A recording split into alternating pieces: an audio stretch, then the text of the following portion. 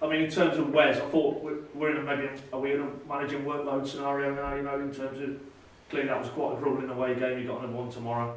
Is that any thoughts without giving your team away? Yeah, it's in my thoughts, Paddy. You obviously know me better than most, so yeah.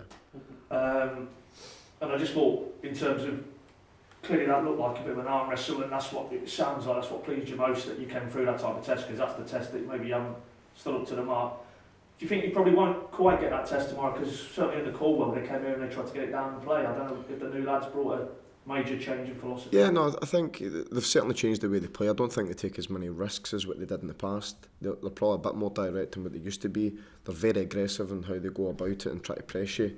They did it against Manchester United, they did it against Sheffield Wednesday. It's good. I'm so sorry about that, Alan. Uptown, okay. Sorry, say that again, Paddy. I lost my trail of thought there. Yeah. I mean, Big Mitch is the same. I mean, Big Mitch is English, is a bit bitty at the moment, but yeah, he's one of the guys that he's a big sort of happy-go-lucky lad. So I think that certainly helps. Thank you. Yes. Alec, Big Mitch, is he okay with his cramp from Saturday? Obviously, if he wasn't coming on the pitch, I'm assuming he'll be okay for Tuesday as well. Yeah, no, he'll be fine. The one thing about him as well is determined to play. I mean, he's came here to play games. He's not came here just to sort of hope and see how he does. He's desperate to do well. He wants to get and help us to get to the Premier League, and he wants to play at the top level. So, yeah, I'm delighted he's here. I mean, I think it's been well documented how hard I tried to get him here, and I'm really pleased that we've managed to do it. And we spoke about that on Friday, and obviously the effort you did put in to bring him here. Was it like a pleasant surprise, the character he showed on Saturday that you got from the... No, well, that's why I went through so much effort to try and get him, is certainly having watched him and seen him doing what he's done for the likes of Ajax. You're hoping that converts from Dutch football to English football, which it doesn't always do that. But he certainly showed the characteristics that we believed would show up really well in the Championship. With Stephen, he's obviously not available for Tuesday. Is that one that's going to keep him out for a few weeks? Stephen Naismith? Yes. I'm not sure at the moment. I mean, I'm really not sure. He was touch and go for the weekend. We've tried to get him up to speed for this game. It's not went really according to plan, which is disappointing. So we'll just have to sort of take it day by day, really. We had John in here before you, and just a word on him, because I think since he's come back in the side, it's basically a clean sheet every other game and in the league. And I know that's obviously not solely down to him, but for a guy who was out of the team and got another go, it's great, isn't it? Yeah, of course it is. And it's like anything else. If guys aren't maybe... And bearing in mind, when John came out of the team, he came out with a groin injury. I mean, initially. So it wasn't as if I thought he was in poor form and got dropped out. He came out of the team with a groin injury. Michael then went back in.